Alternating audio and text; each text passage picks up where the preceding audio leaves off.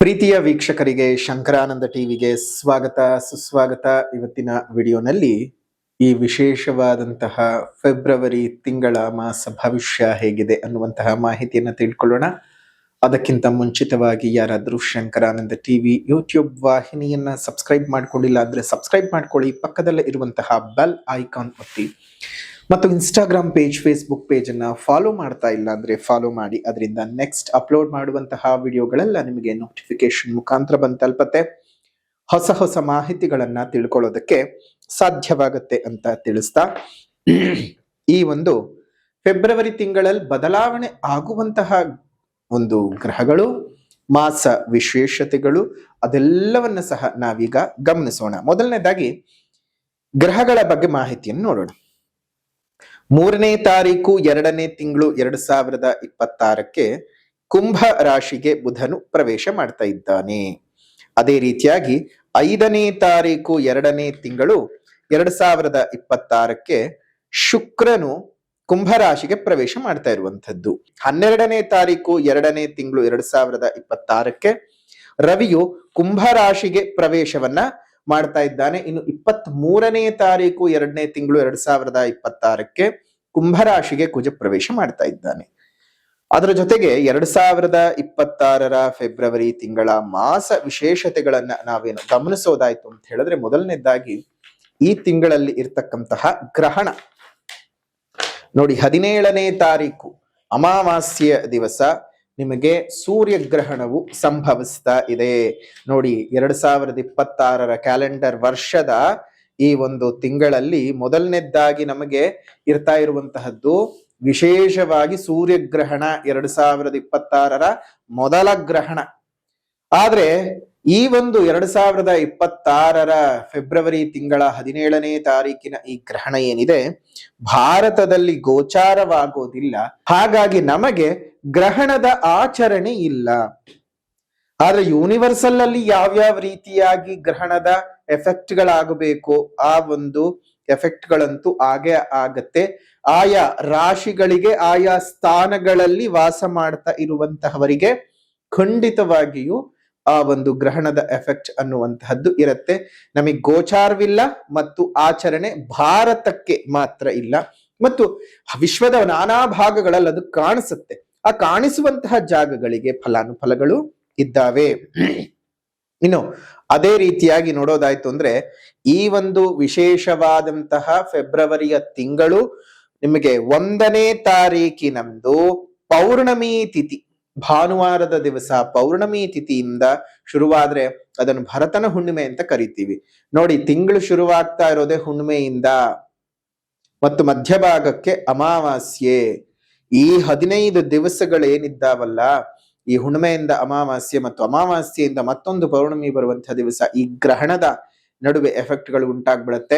ಆ ಗ್ರಹಣದ ಫಲಾನುಫಲಗಳನ್ನ ಅದಕ್ಕೆ ಸಪರೇಟ್ ಮತ್ತೊಂದು ವಿಡಿಯೋ ಮಾಡಿ ಯಾವ್ಯಾವ ರಾಶಿಗಳಿಗೆ ಯಾವ್ಯಾವ ರೀತಿಯಾದಂತಹ ಫಲಾನುಫಲಗಳು ಸಿಗಬಹುದು ಅನ್ನೋದನ್ನ ಗ್ರಹಣದ ವಿಚಾರದಲ್ಲಿ ತಿಳ್ಕೊಳ್ಳೋಣ, ಮತ್ತು ಗ್ರಹಣದ ಎಫೆಕ್ಟ್ಸ್ ಗಳು ಏನೇನಾಗಬಹುದು ಅಂತ ಅದಕ್ಕೆ ಬೇರೆ ವಿಡಿಯೋನಲ್ಲಿ ತಿಳ್ಕೊಳ್ಳೋಣ. ಮಾಸ ಭವಿಷ್ಯವಾಗಿರೋದ್ರಿಂದ ಮಾಸದ ವಿಶೇಷತೆಗಳನ್ನ ನೋಡ್ಕೊಳ್ಳೋಣ.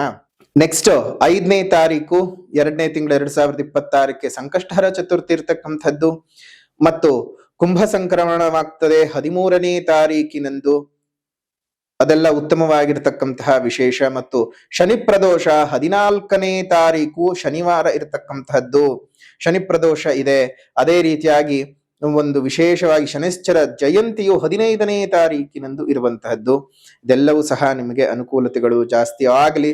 ಶನಿಶ್ಚರ ದೇವರನ್ನ ಪೂಜನೆ ಮಾಡಿ, ಅದ್ರ ಜೊತೆಗೆ ಆರಾಧನೆ ಮಾಡಿ, ಹನುಮದೇವರ ಮತ್ತು ನರಸಿಂಹದೇವರು, ಈಶ್ವರ ದೇವರ ಪೂಜೆ ಆರಾಧನೆಗಳನ್ನು ಮಾಡಿ ಶನಿಕಾಟದಿಂದ ದೂರ ಮಾಡ್ಕೊಳ್ಳಿ ಅಂತ ಹೇಳ್ತಾ, ಇನ್ನು 17ನೇ ತಾರೀಕು ಇರತಕ್ಕಂತಹದ್ದು ಶಿವರಾತ್ರಿ. ಈ ಶಿವರಾತ್ರಿಯ ಶುಭ ಸಂದರ್ಭದಲ್ಲಿ ನಿಮ್ಮೆಲ್ಲರಿಗೂ ಆ ಪರಮೇಶ್ವರನ ಅನುಗ್ರಹ ಉಂಟಾಗಲಿ ಅಂತ ಹೇಳ್ತಾ, ಈ ಅಮಾವಾಸ್ಯೆಯ ಶುಭ ಸಂದರ್ಭ, ಗ್ರಹಣದ ಶುಭ ಸಂದರ್ಭ ಶುಭ ಸಂದರ್ಭ ಅಂತ ಯಾಕೆ ಹೇಳ್ತೀವಿ ಅಂದ್ರೆ ನೋಡಿ, ಗ್ರಹಣ ಕಾಲದಲ್ಲಿ ನೀವು ಸಿದ್ಧಿ ಮಾಡ್ಕೊಳ್ಳೋದು, ಪೂಜೆ ಪುನಸ್ಕಾರಗಳನ್ನ ಮಾಡ್ಕೊಳ್ಳುವಂತಹದ್ದು, ಗ್ರಹಣದ ಸಮಯದಲ್ಲಿ ದೇವತೆಗಳನ್ನ ಉಳಿಸ್ಕೊಳ್ಳೋದು ಬಹಳ ಸುಲಭ. ಹಾಗಾಗಿ ಇದು ಪರ್ವಕಾಲ, ಶಿವರಾತ್ರಿಯ ಈ ಶುಭ ಸಂದರ್ಭದಲ್ಲಿ ಮಂಗಳವಾರ ದಿವಸ ನಿಮ್ಗೆ ಬಹಳ ಅನುಕೂಲತೆಗಳು ಉಂಟಾಗ್ಲಿ ಅಂತ ಹೇಳಿ ನಾವು ಸಹ ದೇವರಲ್ಲಿ ಪ್ರಾರ್ಥನೆಯನ್ನು ಮಾಡ್ತಾ ಇದ್ದೇವೆ. ಮಾಸ ವಿಶೇಷತೆಗಳಾಗಿದ್ದಿರಬಹುದು, ಗ್ರಹದ ಬದಲಾವಣೆಗಳನ್ನೆಲ್ಲ ತಿಳ್ಕೊಂಡಿದ್ದೀರಿ. ಅದೇ ರೀತಿಯಾಗಿ ನಿಮ್ಮೆಲ್ಲರಿಗೂ ಸಹ ಅನುಕೂಲತೆಗಳು ಉಂಟಾಗ್ಲಿ. ಇನ್ನು ಮಾಸ ಭವಿಷ್ಯದ ಬಗ್ಗೆ ಗಮನ ಹರಿಸೋಣ. ಗ್ರಹದ ಈ ಚಲನೆಗಳಿಂದಾಗಿ ಯಾವ ರೀತಿಯಾಗಿ ನಿಮಗೆ ಮಾಸದ ಭವಿಷ್ಯವು ಇದೆ ಅನ್ನೋದನ್ನ ನೋಡೋಣ. ಸಿಂಹರಾಶಿನಲ್ಲಿ ಹುಟ್ಟಿರುವಂತವರಿಗೆ ಈ ಒಂದು ಫೆಬ್ರವರಿಯ ತಿಂಗಳಲ್ಲಿ ಈ ಗ್ರಹದ ಸಂಚಾರದ ಫಲಗಳಿಂದಾಗಿ ಯಾವ ರೀತಿಯಾದಂತಹ ಒಂದು ಉತ್ತಮವಾದ ಅಥವಾ ಅಧಮವಾಗಿರತಕ್ಕಂತಹ ಅಥವಾ ಮಧ್ಯಮವಾದ ಫಲಗಳಿದ್ದಾವೆ ಅಂತ ಗಮನಿಸೋದಾಯ್ತು ಅಂತ ಹೇಳಿದ್ರೆ, ನೋಡಿ, ಈ ಒಂದು ತಿಂಗಳಲ್ಲಿ ಫೆಬ್ರವರಿಯ ಮಾಸದಲ್ಲಿ ಸಪ್ತಮ ಸ್ಥಾನಕ್ಕೆ ಬರ್ತಾ ಇರತಕ್ಕಂತಹ ಪಂಚಗ್ರಹ ಕೂಟ, ಅದೇ ರೀತಿಯಾಗಿ ಅಷ್ಟಮ ಶನಿ, ಏಕಾದಶದ ಗುರು, ಒಂದ್ ಹಂತಕ್ಕೆ ನಿಮಗೆ ಕೇವಲ ರಾಹು ಕೇತು ಶನಿಯಿಂದ ಮಾತ್ರ ತೊಂದರೆ. ಅಂದ್ರೆ 9 ಗ್ರಹದಲ್ಲಿ ನಿಮಗೆ 3 ಗ್ರಹಗಳಿಂದ ಮಾತ್ರ ತೊಂದರೆ ಉಂಟಾಗ್ತದೆ. ಇನ್ನ ಮಿಕ್ಕ 6 ಗ್ರಹಗಳಿಂದ ಶುಭ ರೀತಿಯಾದಂತಹ ಫಲಗಳನ್ನ ಪಡ್ಕೋತೀರಿ. ಮೊದಲನೇದಾಗಿ ಅಶುಭ ಏನಾಗಬಹುದು ಅನ್ನೋದನ್ನ ನೋಡ್ಬಿಡೋಣ. ನೋಡಿ, ಅಶುಭ ಆಗ್ತಕ್ಕಂತಹ ವಿಚಾರಗಳು ಅಂತ ಹೇಳಿದ್ರೆ 2 ರಿಂದ 3 ವಿಚಾರಗಳಲ್ಲಿ ನಿಮ್ಗೆ ಅಶುಭವಾಗುವಂತಹ ಸಾಧ್ಯತೆಗಳಿದೆ. ದೇಹದ ಸೌಖ್ಯದ ವಿಚಾರದಲ್ಲಿ, ಅಂದ್ರೆ ಆರೋಗ್ಯ, ಆಯುಷ್ಯದ ವಿಚಾರದಲ್ಲಿ, ಗಂಡ ಹೆಂಡತಿಯ ಸಾಂಸಾರಿಕ ಜೀವನದ ವಿಚಾರದಲ್ಲಿ ತಾಪತ್ರೆಗಳು ಉಂಟಾಗಬಹುದು. ಹಾಗಾಗಿ ಈ ಒಂದು ವಿಚಾರಗಳಲ್ಲಿ ಸ್ವಲ್ಪ ಹುಷಾರಾಗಿರ್ತಕ್ಕಂಥದ್ದು ಉತ್ತಮ. ಇದ್ದಕ್ಕಿದ್ದ ಹಾಗೆ ದೇಹದಲ್ಲಿ ಅನಾರೋಗ್ಯಗಳು ಉಂಟಾಗಬಹುದು. ಈಗಾಗಲೇ ಅನಾರೋಗ್ಯದಿಂದ ಬಳಲ್ತಾ ಇದ್ದರೆ ಇನ್ನಷ್ಟು ಹೆಚ್ಚಾಗುವ ಸಾಧ್ಯತೆಗಳಿದ್ದಾವೆ. ಆರೋಗ್ಯಕ್ಕೆ ಸಂಬಂಧಪಟ್ಟಂತಹ ಅನೇಕ ತಾಪತ್ರೆಗಳು ನಿಮ್ಗೆ ಬರೋದುಂಟು. ಅದರಲ್ಲೂ ಡಯಾಬಿಟಿಕ್ ಪೇಷಂಟ್ಸ್ಗಳಿದ್ರೆ, ಹೃದ್ರೋಗದಿಂದ ಬಳಲ್ತಾ ಇದ್ರೆ, ಲಂಗ್ಸಿನ ಇನ್ಫೆಕ್ಷನ್ ಯಾರಿಗಾದ್ರೂ ಈಗಾಗಲೇ ಆಗಿದ್ದರೆ, ಇಂತಹ ಕಾಯಿಲೆಗಳು ಇನ್ನಷ್ಟು ಉಲ್ಬಣವಾಗ್ತದೆ ಸಿಂಹರಾಶಿನಲ್ಲಿ ಹುಟ್ಟಿರ್ತಕ್ಕಂಥವ್ರಿಗೆ. ಅದರಲ್ಲೂ ಈ ಕಾಲಿನ ಕೆಳಭಾಗದಲ್ಲಿ, ಮೊಣಕಾಲು, ಪಾದದ ಭಾಗದಲ್ಲಿ ವಿಪರೀತವಾಗಿರತಕ್ಕಂತಹ ಸಮಸ್ಯೆಗಳನ್ನ ನೀವು ಎದುರಿಸಬೇಕಾಗತ್ತೆ. ಹುಷಾರಾಗಿದ್ದು ವೈದ್ಯೋಪಾಸನೆಯನ್ನ ಮಾಡಿಸ್ಕೊಳ್ಳಿ. ವೈದ್ಯರ ಹತ್ರ ಬೇಕಾದಂತಹ ಔಷಧೋಪಚಾರಗಳನ್ನ ಮಾಡಿಸ್ಕೊಳ್ಳೋದ್ರಿಂದ ಅದು ನಿವಾರಣೆ ಆಗತ್ತೆ. ಇನ್ನು ಕುಟುಂಬದ ವಿಚಾರ ಅಂತ ಬಂದ ಸಂದರ್ಭಕ್ಕೆ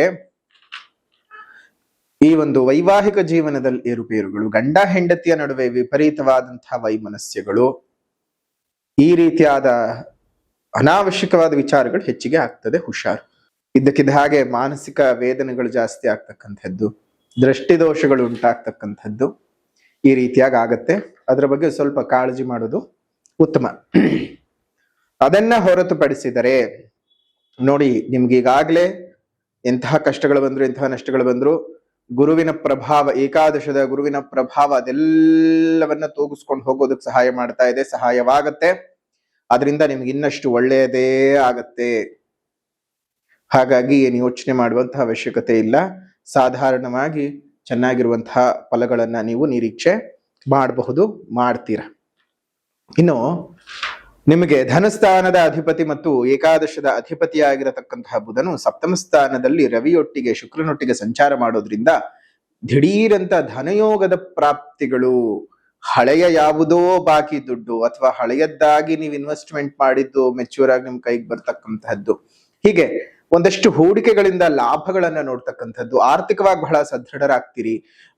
ತುಂಬಾ ಚೆನ್ನಾಗಿರುವಂತಹ ಹಣದ ಒಳಹರಿವು ಸಿಂಹರಾಶಿಯವರಿಗೆ ಚೆನ್ನಾಗಿ ಆಗ್ತದೆ. ಅದರ ಜೊತೆಗೆ ಮಾಡುವಂತಹ ಪ್ರತಿ ಕೆಲಸ ಕಾರ್ಯಗಳಲ್ಲೂ ಯಶಸ್ಸನ್ನ ಪಡ್ಕೋತೀರಿ. ಕರ್ಮಾಧಿಪತಿಯು ನಿಮಗೆ ಬಹಳ ಉತ್ತಮ ರೀತಿಯಲ್ಲಿ ಇರ್ತಕ್ಕಂತಹದ್ದು. ಕರ್ಮಾಧಿಪತಿಯಾಗಿರತಕ್ಕಂತಹವನು ನಿಮಗೂ ಸಹ ಸಪ್ತಮ ಸ್ಥಾನದಲ್ಲಿ ಶುಭ ರೀತಿಯಾಗಿ ಸಂಚಾರ ಮಾಡ್ತಾ ಇದ್ದಾನೆ. ಮತ್ತು ರಾಹು ಸಹ ಅಲ್ಲೇ ಇರೋದ್ರಿಂದ ಚಂದ್ರ ಬಂದಂತಹ ಸಮಯಗಳಲ್ಲಿ ಬೇರೆ ದೇಶಗಳಿಗೆ ಏನಾದ್ರೂ ಹೋಗೋದ ಪ್ರಯತ್ನ ಮಾಡ್ತಿದ್ರೆ, ಬೇರೆ ದೇಶಗಳಲ್ಲಿ ವಿದ್ಯಾಭ್ಯಾಸಕ್ಕೋ ಬೇರೆ ದೇಶಗಳಲ್ಲಿ ಕೆಲಸಕ್ಕೋ ಪ್ರಯತ್ನವೇನಾದ್ರೂ ಪಡ್ತಾ ಇತ್ತು ಅಂತ ಹೇಳಿದ್ರೆ, ಖಂಡಿತವಾಗಿಯೂ ಈ ತಿಂಗಳು ನಿಮಗೆ ಶುಭ ರೀತಿಯಾಗಿರತಕ್ಕಂಥದ್ದು ಇದೆ. ಸ್ವಲ್ಪ ಜಾಗೃತಿಯಾಗಿ ಬೇಕಾದ ಕಡೆ ಒಂದು ಅಪ್ಲಿಕೇಶನ್ ಹಾಕೋದು, ಆ ರೀತಿಯಾಗಿ ಏನಾದ್ರೂ ಮಾಡಿ ಒಳ್ಳೆಯ ಅವಕಾಶಗಳನ್ನ ಪಡ್ಕೊಳ್ಳುವ ಸಾಧ್ಯತೆಗಳು ಇದ್ದಾವೆ. ಏನ್ ಯೋಚನೆ ಅಂತೂ ಮಾಡಕ್ ಹೋಗ್ಬೇಡಿ, ಧೈರ್ಯವಾಗಿದ್ದು ಜೀವನನ ಮುಂದುವರಿಸ್ತಾ ಹೋಗಿ. ಅನುಕೂಲಗಳು ಜಾಸ್ತಿ ಇದ್ದಾವೆ ಸಿಂಹ ರಾಶಿಯವರಿಗೆ ಈ ಒಂದು ತಿಂಗಳು. 2-3 ಅಂಶಗಳನ್ನ ನಾವು ಈಗಾಗ್ಲೇ ಹೇಳಿದ್ದೀವಿ. ಜೊತೆಗೆ ಈ 17ನೇ ತಾರೀಕು ಗ್ರಹಣ ಜೊತೆಗೆ ಮಂಗಳವಾರ ಶಿವರಾತ್ರಿ ಹಬ್ಬದಂದು ವಿಶೇಷವಾಗಿ ಮತ್ತೊಮ್ಮೆ ನಾವು ಗ್ರಹಣದ ಪ್ರಯುಕ್ತವಾಗಿ ನಿಮಗೆಲ್ಲರಿಗೂ ಸಹ ಸರ್ವಕಾರ್ಯ ಸಿದ್ಧಿ ತಾಯ್ತವನ್ನು ಮಾಡ್ತಾ ಇದ್ದೇವೆ. ರಜತ ತಾಯ್ತ, ಬೆಳ್ಳಿ ತಾಯ್ತ ಅದು. ಸೊ ಹಾಗಾಗಿ ನಿಮ್ಗೆ ಆ ಬೆಳ್ಳಿ ತಾಯ್ತ ನಿಮ್ಮ ದೇಹದಲ್ಲಿ ತರಿಸ್ಕೊಳ್ಳಿ. ಹಲವು ಮೂಲಿಕೆಗಳನ್ನ ಗ್ರಹಣ ಕಾಲದಲ್ಲಿ ಸೇರಿಸಿ ಮಾಡತಕ್ಕಂಥದ್ದು. ಅದರಿಂದ ಏನಾಗುತ್ತೆ, ನಿಮ್ಮ ಕೆಲಸ ಕಾರ್ಯಗಳಲ್ಲಿ ಇನ್ನಷ್ಟು ಪ್ರಗತಿ, ಕಿರಿಕಿರಿಗಳಿಂದ ದೂರವಾಗ್ತಕ್ಕಂಥದ್ದು, ಎಣಿಸಿದ ಕೆಲಸ ಸರಿಯಾಗಿ ಆಗ್ತಕ್ಕಂಥದ್ದು. ಹೀಗೆ ಹಲವು ವಿಚಾರಗಳಲ್ಲಿ ನಿಮ್ಗೆ ನೆಮ್ಮದಿಯನ್ನ ತಂದು ಕೊಡೋದಾಗತ್ತೆ. ದೃಷ್ಟಿ ದೋಷವಾಗ್ಬಹುದು, ಕೃತ್ರಿಮ ದೋಷಗಳು, ಮಾಟಮಂತ್ರ, ಸಣ್ಣ ಪುಟ್ಟದ್ದು ನೆಗೆಟಿವ್ ವೈಬ್ಸ್ ಗಳೆಲ್ಲ ಬರದೆ ಇರುವ ಹಾಗೆ ಆಗ್ತಕ್ಕಂಥದ್ದು. ಈ ರೀತಿಯಾಗೆಲ್ಲ ನಿಮ್ಗೆ ಚೆನ್ನಾಗಿ ಆಗತ್ತೆ. ಸೊ ಹಾಗಾಗಿ ಗ್ರಹಣ ಕಾಲದಲ್ಲಿ ಬೇರೆ ಅಮಾವಾಸ್ಯೆ ಮಾಮೂಲಿಯಾಗಿ ಮಾಡ್ತೀವಿ, ಆದ್ರೆ ಈ ಒಂದು ಗ್ರಹಣ ಬಂದಿರುವಂತಹ ಸಂದರ್ಭದ ಅಮಾವಾಸ್ಯೆ ತುಂಬಾನೇ ಚೆನ್ನಾಗಿದೆ. ಹಾಗಾಗಿ 17ನೇ ತಾರೀಕು 2ನೇ ತಿಂಗಳು 2026 ವಿಶೇಷವಾದಂತಹ ಸೂರ್ಯಗ್ರಹಣದ ಸಂದರ್ಭದಲ್ಲಿ ಮಾಡುವಂತಹ ತಾಯ್ತವನ್ನು ಧರಿಸ್ಕೊಳ್ಳಿ. ಶುಭವಾಗ್ಲಿ ಅಂತ ಹೇಳ್ತಾ, ಇನ್ನೊಂದಷ್ಟು ಶುಭ ರೀತಿಯಾದಂತಹ ಶುಭಾಶುಭ ಫಲಗಳನ್ನ ನೋಡೋದಾಯ್ತು ಅಂತ ಹೇಳಿದ್ರೆ, ಈ ಒಂದು ತಿಂಗಳಲ್ಲಿ ನಿಮ್ ಕೌಟುಂಬಿಕ ವಿಚಾರಗಳನ್ನ ಈಗಾಗ್ಲೇ ನೋಡ್ಕೊಂಡಿದ್ದೀರಿ. ಆದ್ರೆ ಬಂಧು ಮಿತ್ರರ ಸಹಕಾರದಿಂದ ಒಂದಷ್ಟು ಕೆಲಸ ಕಾರ್ಯಗಳಲ್ಲಿ ಅಭಿವೃದ್ಧಿ ಉಂಟಾಗ್ತದೆ. ಹೊಸ ರೀತಿಯಾಗಿರ್ತಕ್ಕಂಥ ವ್ಯಕ್ತಿಯು ನಿಮ್ಮ ಬದುಕಿನಲ್ಲಿ ಆಗಮ ಉಂಟಾಗಿ ಹೊಸ ಪ್ರೀತಿಯೂ ಸಹ ಉತ್ಪತ್ತಿ ಆಗಬಹುದು. ಮತ್ತು ವಾದ ವಿವಾದಗಳಿಂದ ಸ್ವಲ್ಪ ನೀವು ದೂರ ಇರ್ತಕ್ಕಂಥದ್ದು ತುಂಬಾನೇ ಉತ್ತಮವಾದ ಸಂಗತಿ. ಬೇಡ ಇಲ್ಲ ಸಲ್ಲದ ವಾದ ವಿವಾದಗಳಿಗೆ ತುತ್ತಾಗಕ್ ಹೋಗ್ಬೇಡಿ. ಏನೇ ಇದ್ರೂ ಸಹ ಸ್ವಲ್ಪ ಮಾತುಕತೆಗಳು ಅಥವಾ ಯಾರೊಟ್ಟಿಗೂ ಬೆರಿತಕ್ಕಂಥದ್ದು. ನೀವು ತುಂಬಾನೇ ಕೆಲವೊಮ್ಮೆ ಏನ್ ಮಾಡ್ತೀರಿ ಅಂದ್ರೆ ಎಲ್ಲರನ್ನು ಗುಡ್ಡೆ ಹಾಕೊಂಡು ಕೂತ್ಕೊಂಡ್ಬಿಡ್ತೀರಿ. ಆ ರೀತಿಯಾಗೆಲ್ಲ ಮಾಡಕ್ ಹೋಗೋದು ಬೇಡ. ಸ್ವಲ್ಪ ಜಾಗೃತಿಯಾಗಿ ಇರುವಂತಹದ್ದು ಉತ್ತಮ. ಆರ್ಥಿಕ ಪರಿಸ್ಥಿತಿ ಬಹಳ ಚೆನ್ನಾಗಿ ಇದೆ, ಇರೋದನ್ನ ಉಳಿಸ್ಕೊಳ್ತಾ ಹೋಗಿ. ಹೊಸ ಇನ್ವೆಸ್ಟ್ಮೆಂಟ್ಗಳ ಬಗ್ಗೆ ಯೋಚನೆ ಮಾಡಿ, ಆದ್ರೆ ಸರಿಯಾಗಿರೋದ್ ಕಡೆ ಇನ್ವೆಸ್ಟ್ಮೆಂಟ್ ಮಾಡಿ. ಇಲ್ಲ ಸಲ್ಲದ ಕಡೆ ಅವ್ರು ಏನೋ ಹೇಳಿದ್ರು ಇವ್ರೇನೋ ಹೇಳಿದ್ರು ಅಂತ ಮಾಡಕ್ ಹೋಗ್ಬೇಡಿ. ಸ್ವಲ್ಪ ಜಾಗೃತಿಯಾಗಿ ಜೀವನ ಸಾಗಿಸಿ. ಶುಭವಾಗ್ಲಿ, ಮಂಗಳವಾಗ್ಲಿ. ಇನ್ನು ಪರಿಹಾರದ ಕ್ರಮ ಅಂತ ಬಂದ ಸಂದರ್ಭದಲ್ಲಿ ಮೊದಲನೇದಾಗಿ ಸಾಮಾಜಿಕ ಪರಿಹಾರ. ಪ್ರಕೃತಿಯನ್ನ ಉಳಿಸಿ, ಪ್ರಕೃತಿಯನ್ನು ಬೆಳೆಸಿ. ಇನ್ನಿತರ ಜೀವ ಜಂತುಗಳಿಗೆ ಒಂದಿಷ್ಟು ಆಸರೆಯಾಗಿರಿ. ಮುಂದಿನ ಪೀಳಿಗೆಯ ಉಸಿರು ಚೆನ್ನಾಗಿರ್ಬೇಕು ಅಂದ್ರೆ ಹಿಂದೆ ಹಸಿರನ್ನ ಉಳಿಸ್ಕೋಬೇಕು. ಹಸಿರನ್ನ ಉಳಿಸ್ಕೊಳ್ಳೋದ್ರ ಬಗ್ಗೆ ಜಾಗೃತರಾಗಿ.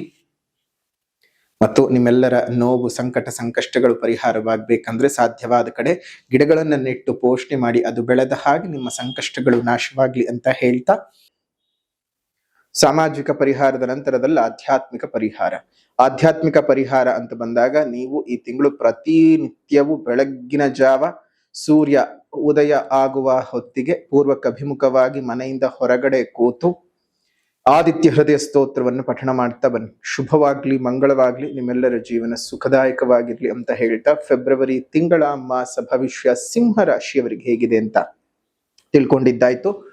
ವಿಡಿಯೋ ಇಷ್ಟ ಆಗಿದ್ರೆ ಲೈಕ್ ಮಾಡಿ, ಶೇರ್ ಮಾಡಿ, ಕಮೆಂಟ್ ಮಾಡಿ. ಮತ್ತೊಂದು ವಿಡಿಯೋನಲ್ಲಿ ಭೇಟಿ ಮಾಡ್ತೇವೆ. ಅಲ್ಲಿವರೆಗೂ ನಮಸ್ಕಾರ. ಲೋಕ ಸಮಸ್ತ ಸುಖಿನೋ ಭವಂತು, ಸಕಲ ಸನ್ಮಂಗಳಾನಿ ಭವಂತು, ಸರ್ವೇ ಜನಾಃ ಸುಖಿನೋ ಭವಂತು, ಸಮಸ್ತ ಸನ್ಮಂಗಳಾನಿ ಭವಂತು.